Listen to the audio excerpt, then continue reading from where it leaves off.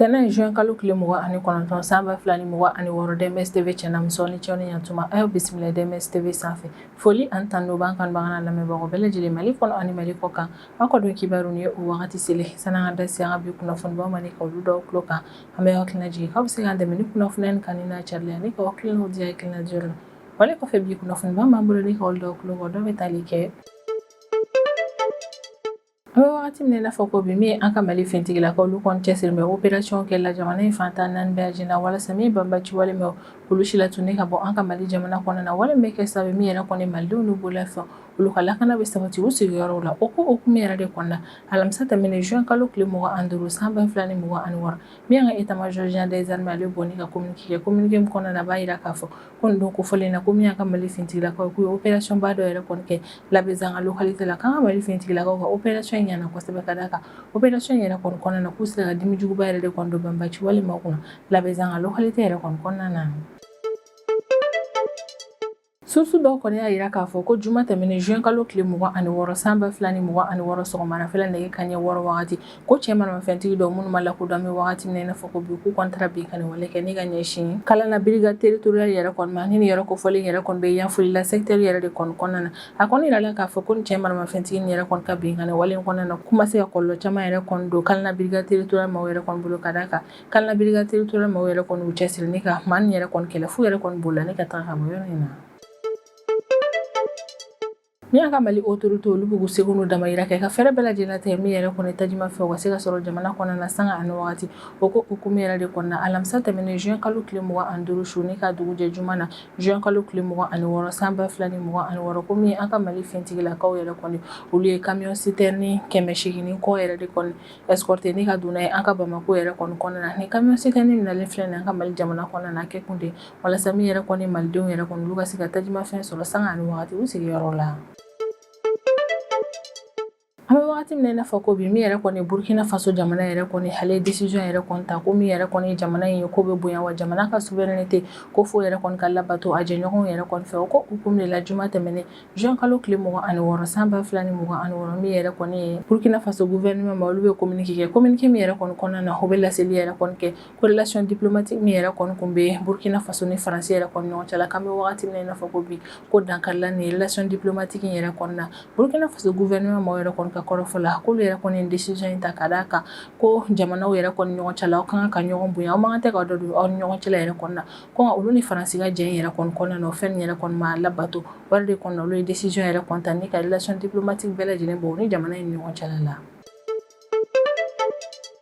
an kɔni bɛ wagati min na i n'a fɔ ko bi maa caman yɛrɛ kɔni dabaliya bannen don ka d'a kan wagati laban nin yɛrɛ kɔni na bɛɛ lajɛlen kun hakili sera k'a yira k'a fɔ ko min yɛrɛ kɔni États-Unis Iran ko dankari la olu ka kɛlɛ yɛrɛ kɔni na o wale yɛrɛ kɔni kɔfɛ an y'a ye k'a fɔ sibiri tɛmɛnen juin kalo tile 27 san 2026 min yɛrɛ kɔni Iran ale laseli yɛrɛ kɔni kɛ k'a ye frappe kɛ ni ka ɲɛsin États-Unis ka civil dɔw yɛrɛ kɔni ma Golfe région yɛrɛ kɔni kɔnɔna na Iran ka kɔrɔfɔ yɛrɛ kɔni na k'ale ye frappe kɛ ni ka ɲɛsin États-Unis ka civil yɛrɛ kɔni ma ka d'a kan ko wagati tɛmɛnenw yɛrɛ kɔni na min fɛnɛ ye États-Unis ale de ye frappe kɛ ni ka ɲɛsin Iran jamana yɛrɛ kɔni ma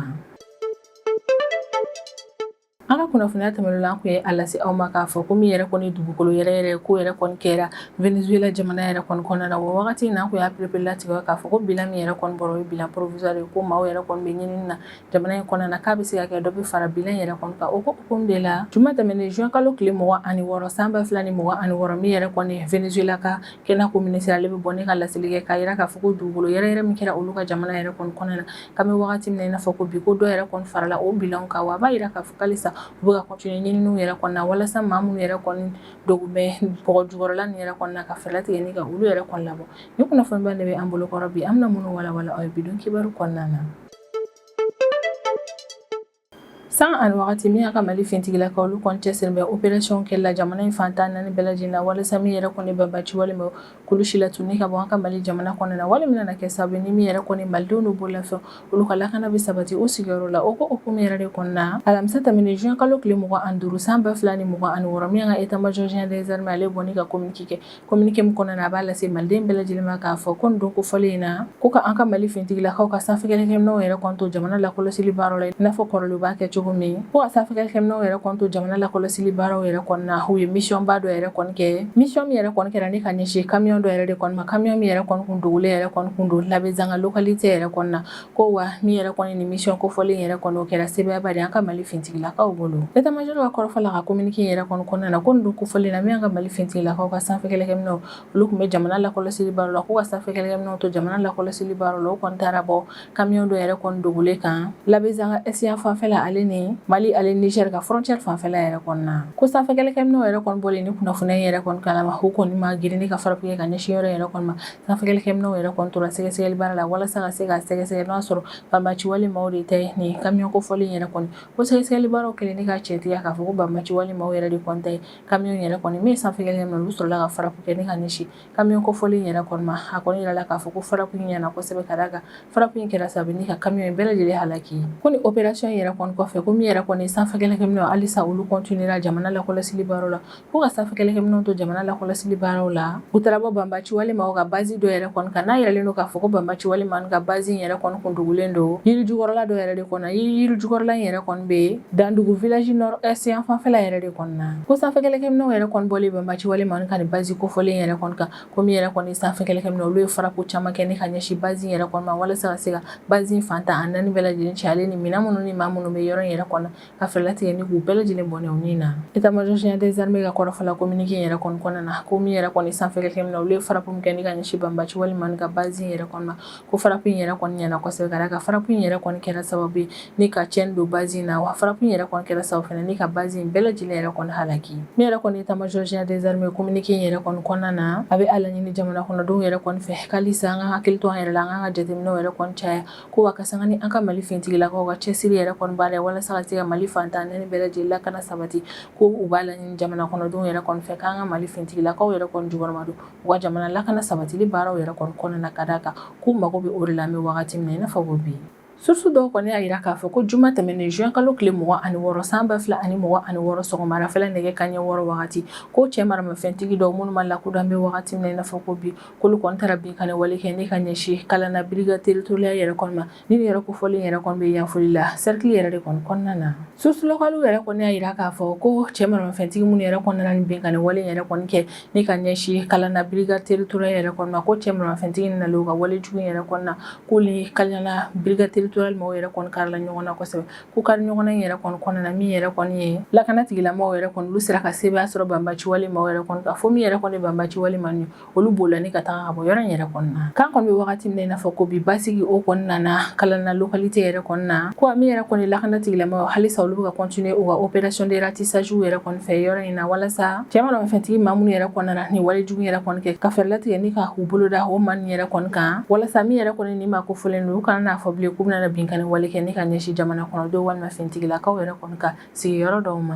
an bɛ wagati min na i n'a fɔ ko bi min an ka Mali autorité olu kɔni bɛ k'u seko n'u damayira kɛ fɛrɛ bɛɛ lajɛlen latigɛli la walasa min yɛrɛ kɔni jamana ka tajima fɛ u ka se ka don jamana kɔnɔna na sanga ani wagati o ko hukumu yɛrɛ de kɔni na ko alamisa tɛmɛnen juin kalo tile 25 su ni ka dugujɛ juma la juin kalo tile 26 san 2026 ko min yɛrɛ kɔni an ka Mali fintigilakaw ye olu ye camion citerne convoi dɔ yɛrɛ kɔni escorté ni ka don n'a ye an ka Bamakɔ kɔnɔna lakana yɛrɛ kɔni kɔnɔna na kɔni yirala k'a fɔ ko an ka Mali fintigilakaw filɛ ni ka ni camion citerne min yɛrɛ kɔni escorté ka don n'a ye an ka Bamakɔ kɔnɔna na ko camion citerne min yɛrɛ kɔni falen don tajimafɛn yɛrɛ de kɔni na an ka direction générale du commerce de la consommation et de la concurrence mais ni o ye DGCC olu ka kɔrɔfɔ yɛrɛ kɔni na ko nin jumadon yɛrɛ kɔni na juin kalo tile 26 san 2026 ko camion citerne 807 yɛrɛ de kɔni donna an ka Bamakɔ kɔnɔna na ko a camion citerne nin yɛrɛ kɔni donna ni don kofɔlen yɛrɛ kɔni sɔgɔmarafɛla nɛgɛ kanɲɛ 5 de la kan bɛ wagati min na i n'a fɔ ko bi camion citerne nin bɛɛ lajɛlen yɛrɛ kɔni bɛ Bamakɔ parking yɛrɛ kɔni kɔnɔna na lakana la ni opération min kɛra an ka Mali fintigilakaw yɛrɛ kɔni fɛ opération yɛrɛ kɔni bɛ tali kɛ an ka Mali autorité yɛrɛ kɔni ka cɛsiri baaraw la walasa min yɛrɛ kɔni jamana ka tajima fɛ u ka continuer ni ka don jamana kɔnɔna na ka sanga ni lakanako gɛlɛya yɛrɛ kɔni an ka jamana sira dɔw yɛrɛ kɔni kan bɛ wagati min na i n'a fɔ ko bi min an ka direction générale du commerce de la consommation et de la concurrence ma ni o ye DGCC ma olu kɔni an ka Mali fintigilakaw fo kosɛbɛ u b'an ka Mali fintigilakaw fo u ka cɛsiralen n'u ka baara kɛ ko ɲuman na ni escorting yɛrɛ kɔni senfɛ o y'a yira k'a fɔ k'olu ka wale ɲuman dɔ yɛrɛ kɔni bɛ an ka Mali fintigilakaw ye ka d'a kan ko sanga ani wagati ko min an ka Mali fintigilakaw olu kɛmɛ ni k'u cɛsiri k'olu ka ko cɛsiri baara in yɛrɛ de kɔni bɛ ka kɛ sababu ye ni min yɛrɛ kɔni jamana ka tajimafɛn o bɛ ka continuer ni ka don jamana kɔnɔna na wa min yɛrɛ kɔni fɛnɛ ye jamana kɔnɔdenw olu ka lakana fɛnɛ bɛ ka sabati u sigiyɔrɔ la sanga ani wagati. Sisan an bɛ tɛmɛ n'an ka jamana kɔfɛ kibaruyaw ye o kɔnɔna na an bɛ taa Burkina Faso jamana kɔnɔna na.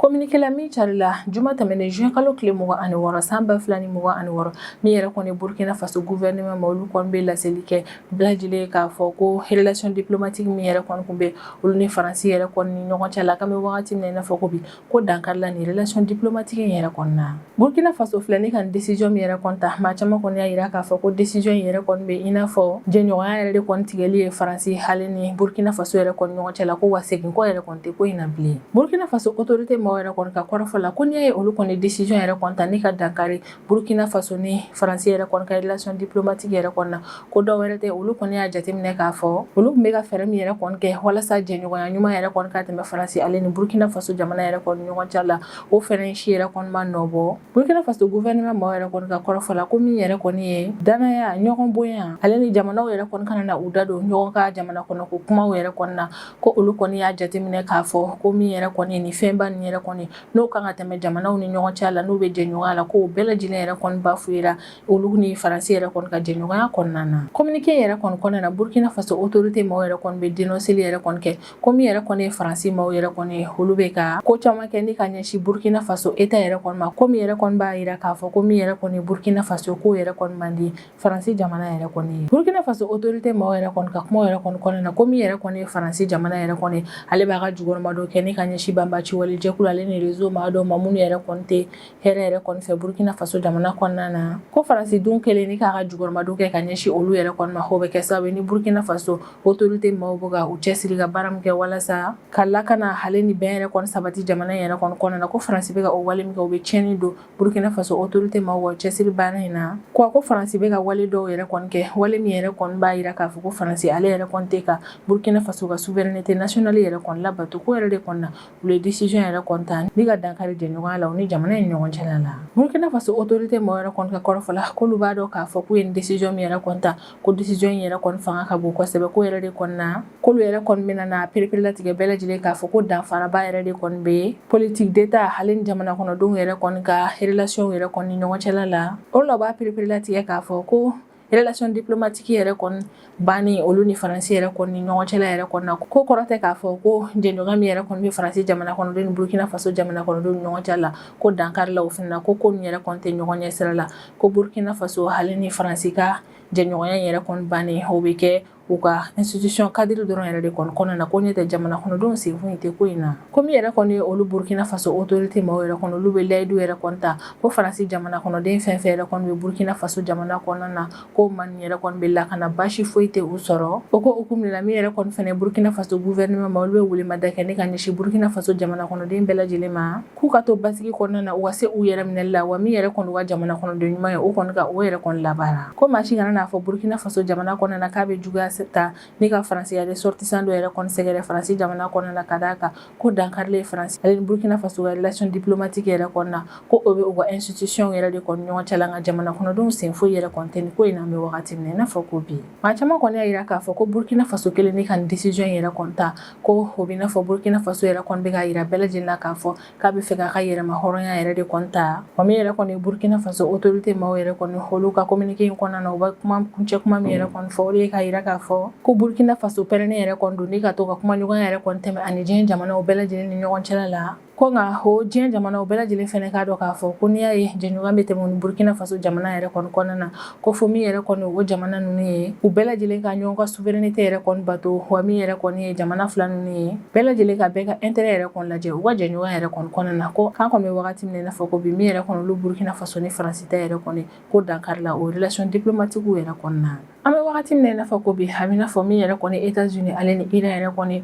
olu bɛ fɛ ka kɛlɛ yɛrɛ kɔni daminɛ tuguni ka d'a kan sibiri tɛmɛnen juin kalo tile 26 san 2026 min yɛrɛ kɔni Iran autorité ma olu bɔra ni ka laseli kɛ ko nin don kofɔlen na k'olu kɔni ye frappe kɛ ni ka ɲɛsin États-Unis ka cible dɔw yɛrɛ kɔni ma Golfe région yɛrɛ kɔni kɔnɔna na wa Iran autorité ma yɛrɛ kɔni ka kɔrɔfɔ la k'olu ma wuli dɔrɔn ni ka nin frappe kɛ ka ɲɛsin États-Unis ka cible yɛrɛ kɔni ma ko ɲani olu kɔni wale yɛrɛ kɔni kɛ o y'a sɔrɔ États-Unis fɛnɛ tun ye frappe de kɛ ni ka ɲɛsin Iran jamana yɛrɛ kɔni ma ko jaabi la Iran fɛnɛ frappe yɛrɛ kɔni kɛ ni ka ɲɛsin États-Unis ka civil dɔw ma Golfe region kɔnɔna na. Kabini juin kalo tile 17 tɛmɛnen san 2026 fo ka na se ni civil don yɛrɛ kɔnɔna min yɛrɛ kɔni kun ye jamana fila ni olu si kun tɛ ka se ɲɔgɔn ma nka kɔni yirala k'a fɔ ko don tɛmɛnen na ko min ye États-Unis ale de fɔlɔ yɛrɛ kɔni frappe kɛ ni ka ɲɛsin Iran yɛrɛ kɔni ma. États-Unis maaw yɛrɛ kɔni ka kɔrɔfɔ la ko olu fɛnɛ ma wuli dɔrɔn ni ka frappe kɛ ka ɲɛsin Iran yɛrɛ kɔni ma ko ɲani olu ka frappe kɛ ni ka ɲɛsin Iran yɛrɛ kɔni ma ko min yɛrɛ kɔni Iran fɛnɛ maaw ye olu ye frappe yɛrɛ de kɔni kɛ ni ka ɲɛsin bateau dɔ yɛrɛ de kɔni ma bateau min yɛrɛ kɔni kun bɛ ka tɛmɛ Détroit d'Ormuz yɛrɛ kɔni fɛ. Iran ka gardien de la révolution maaw yɛrɛ kɔni ka kɔrɔfɔ yɛrɛ kɔni na ko États-Unis filɛ ni ka ni frappe min kɛ ni ka ɲɛsin olu yɛrɛ kɔni ma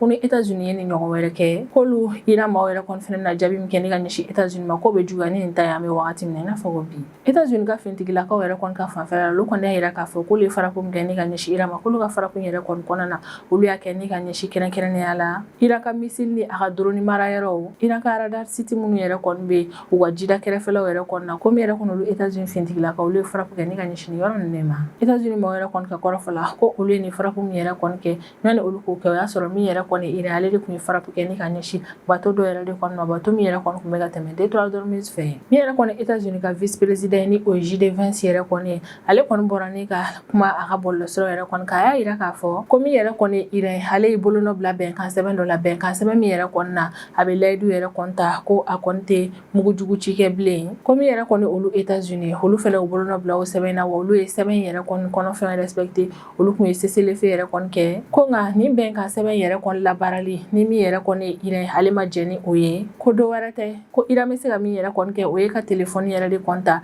ni ka weleli yɛrɛ kɔni kɛ ko nka ko min yɛrɛ kɔni ye k'a fɔ ko ka binkani wale yɛrɛ kɔni ta ka ɲɛsin bateau dɔw yɛrɛ kɔni ma ko siga foyi yɛrɛ kɔni t'a la ko n'o yɛrɛ kɔni fɛnɛ kɛra min ye olu États-Unis olu bɛ o ko jaabi fɛnɛ kɛ binkani wale de ka d'a kan ko binkani wale jaabi ye binkani wale de ye min États-Unis jamana ɲɛmaa ni o ye Donald Trump ale ka kumaw yɛrɛ kɔni kɔnɔna na ko min yɛrɛ kɔni Iran ko fɔlɔ yɛrɛ de kɔni u ka cessez-le-feu yɛrɛ kɔni violé wa wagati yɛrɛ kɔni na Donald Trump y'a yira k'a fɔ ko Iran ka cessez-le-feu violé ko yɛrɛ kɔni ko min ye États-Unis yɛrɛ kɔni k'a nana jaabi min kɛ ni ka ɲɛsin o ma ko bɛɛ lajɛlen yɛrɛ kɔni nana bɔ o kalama maa caman kɔni y'a yira k'a fɔ k'ale n'a sɔrɔ États-Unis ni Iran yɛrɛ kɔni kun bɛ ka nin frappe yɛrɛ kɔni kɛ ni ka ɲɛsin ɲɔgɔn yɛrɛ kɔni ma ko n'a taw ta ko juma tɛmɛnen juin kalo tile 26 san 2026 ko min yɛrɛ kɔni ye bateau ye k'olu continuera ni ka tɛmɛ Détroit d'Ormuz yɛrɛ kɔni fɛ an kɔni bɛ wagati min na i n'a fɔ ko bi maa caman yɛrɛ kɔni bɛ k'a yira k'a fɔ ko min ye États-Unis ale ni Iran yɛrɛ kɔni k'u ka fɛɛrɛ bɛɛ lajɛlen latigɛ kɛlɛ yɛrɛ kɔni kana na daminɛ tuguni ka d'a kan k'an bɛ wagati min na i n'a fɔ ko bi u bɛ kɛlɛban sira yɛrɛ kɔni kan ko yɛrɛ de kɔni na nin wagati in na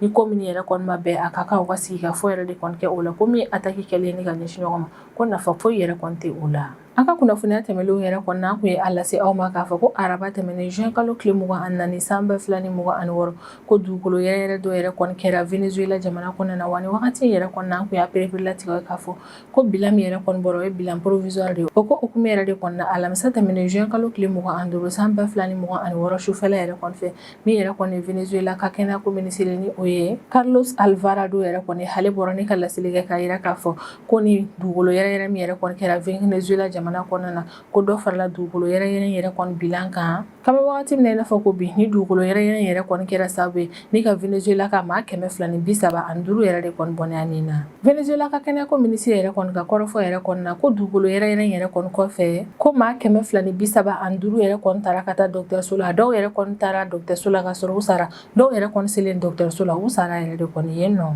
yanni kɛnɛyako minisiri ka laseli yɛrɛ kɔni kɛ o y'a sɔrɔ wagati tɛmɛnenw yɛrɛ kɔni na bilan fɔlɔ min yɛrɛ kɔni kun bɔra ni dugukolo yɛrɛ ko in yɛrɛ kɔni na u kun y'a yira k'a fɔ ko maa 188 yɛrɛ de kɔni sara nka an bɛ wagati min na i n'a fɔ ko bi dɔ farala bilan yɛrɛ kɔni kan k'a bila ka taa fo maa 235 de la Europe jamana caman yɛrɛ kɔni kɔfɛ min ye Mexique, Colombie, Brésil ale ni États-Unis jamana yɛrɛ kɔni ye olu bɛɛ lajɛlen bɔra ni ka laseli kɛ k'a yira k'a fɔ k'u bɛna na dɛmɛdon yɛrɛ kɔni kɛ ni ka ɲɛsin Venezuela jamana ma ni an bɛ wagati min na i n'a fɔ ko bi a yirala k'a fɔ ko Venezuela yɛrɛ kɔni jamana kɔnɔna na ko min yɛrɛ kɔni ye ni dugukolo yɛrɛ kɔni k'a kɛra sababu ni ka maa min yɛrɛ kɔni jogi ko ka ca ni maa 1500 yɛrɛ kɔni ye ko wa halisa u bɛ ka continuer maa tununenw yɛrɛ kɔni ɲinini yɛrɛ kɔni na bɔgɔ ninnu yɛrɛ kɔni dugumana na walasa ka se ka fɛɛrɛ latigɛ ni ka o maa ninnu yɛrɛ kɔni kisi ɲɔni Venezuela autorité maaw yɛrɛ kɔni ka bɔ ni ka bilan kura yɛrɛ kɔni fɔ min yɛrɛ kɔni ye États-Unis fintigilakaw olu kun ye laseli kɛ k'olu ye navire militaire 2 ale ni avion caman ni hélicoptère caman yɛrɛ de kɔni wuli walasa ka se ka o bila ka taa Venezuela jamana kɔnɔna na ka Venezuela autorité maaw yɛrɛ kɔni dɛmɛ